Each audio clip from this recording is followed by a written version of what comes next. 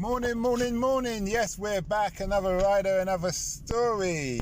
Yes, today we've got a guy. I've just picked him up from a hotel. He seems like a nice guy. All the way from Italy. I'm not sure if he's Roma or where, but Naples. It's Naples, you know. And he's going to tell us his story, how he left Italy, went to France, left France, Paris, and then came to London, and why he's in London, and how he's coping. Nice to have you here today. Hello, Simon. It's nice to be at your podcast. Okay, that's good. It's a bit strange, but okay. Okay. I did not expect this morning to be on a podcast. Okay, well, we're going to make you famous. Okay. Yeah. So, tell us, why did you leave Italy? So I left Italy 4 years ago, and actually I left Italy to go to Canterbury in Kent region. Oh, Canterbury. Canterbury, yeah. In 3 years there, I did not, understand how to pronounce the name of the city. Okay, no worries. We'll get there eventually. And I spent there 3 years to do my PhD in finance, because before I've studied finance, I did my master in finance. And during during my PhD, I did an experience in Frankfurt. So I spent 7 months in Frankfurt at the European Central Bank. Then went back to Canterbury for my graduation. And last year I was in Paris for an entire year working for an agency of the European Commission, which is the European Banking Authority. And now I'm back in London. I'm really happy to be back in London. I will start working at the Bank of England here. Okay. What was life like for you in Italy? Yeah, I mean, Italy is really nice. It was really nice to live there, and actually I want to go back living in Italy at some point in my life. Okay. I miss it a bit, to be honest. Yeah, but what was it like? Why was it nice?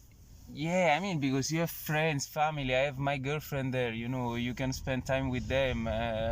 There is good food, there is something that you should consider when you come to Italy, and especially to Naples.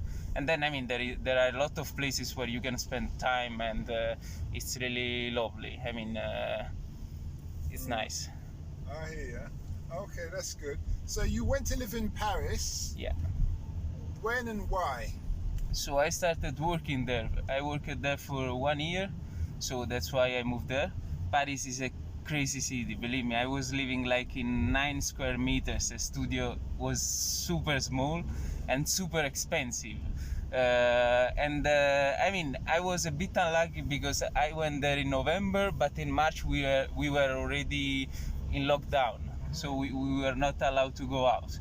The first 5 months were really nice, because I mean, in Paris you can see a lot of things, you can do a lot of experiences, especially if you are with people who are from France, because they can show you places that normal tourists they cannot see.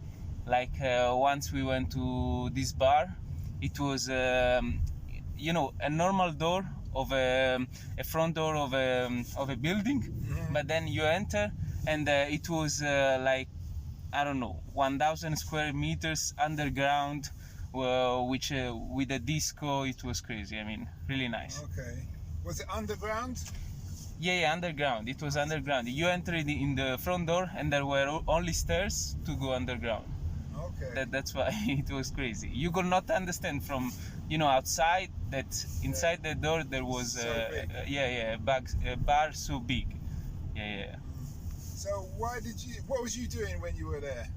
So I was working, as I said, for an agency of the European Commission that does banking regulation. Okay. As I said, this is interesting, but maybe not fun.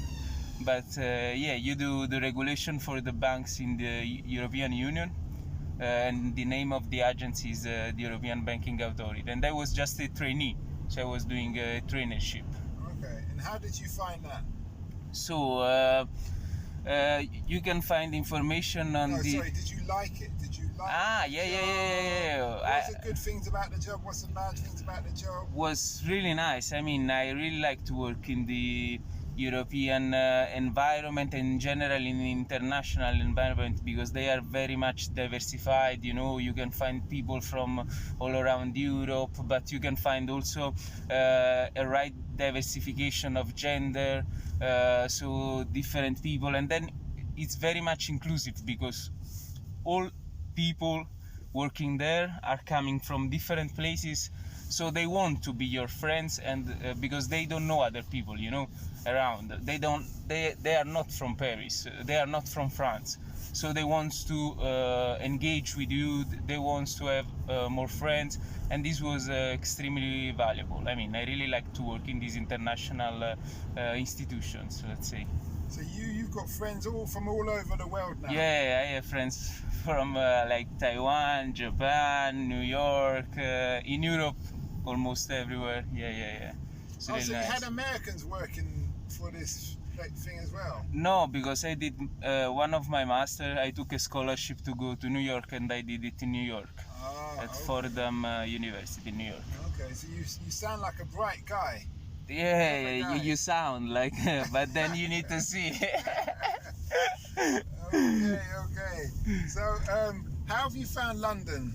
Yeah, London is really nice, you know, Simon. I mean, London. This is a really unlucky period because we are on lockdown, but actually, you know, there is still that vibe of London when you go out. I really like London, and hopefully I can enjoy it more when all this pandemic will finish.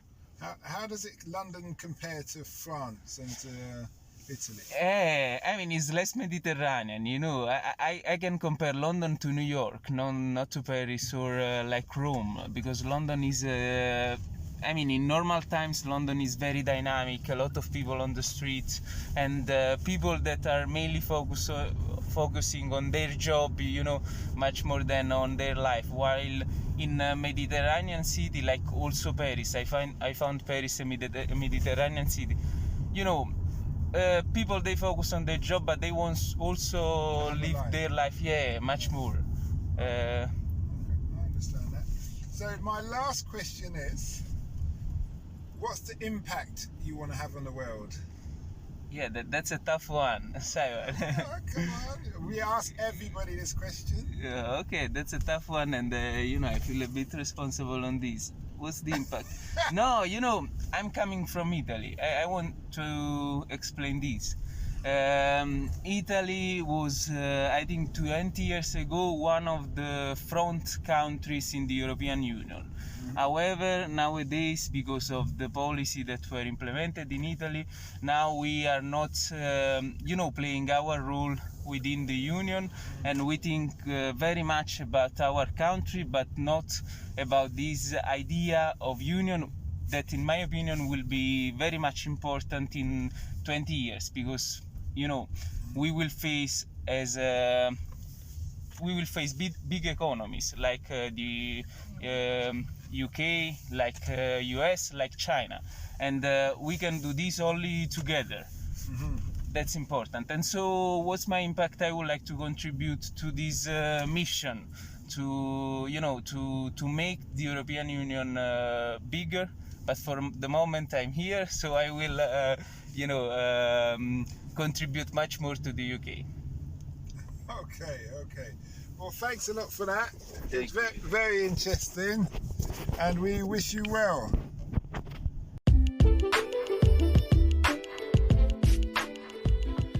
We hope you liked that interview. Don't forget to like, share and subscribe to get the latest daily episode. Ever considered investing in the continent with the fastest growing economy and population on Earth? The same continent that holds 30% of the world's known natural resources? Then listen to our sister podcast, Africa Investor Stories, where you will hear real investors with real stories from around the world share their experience of investing in Africa. We post Monday and Thursday at 10 a.m.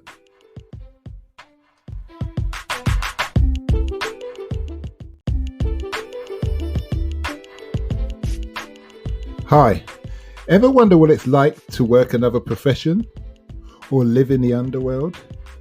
Listen to unsuspecting riders give a 10 to 15 minute personal masterclass as I spontaneously interview them as they enter my taxi. I'm your host, Simon Rushton, and this is Taxi Chronicles.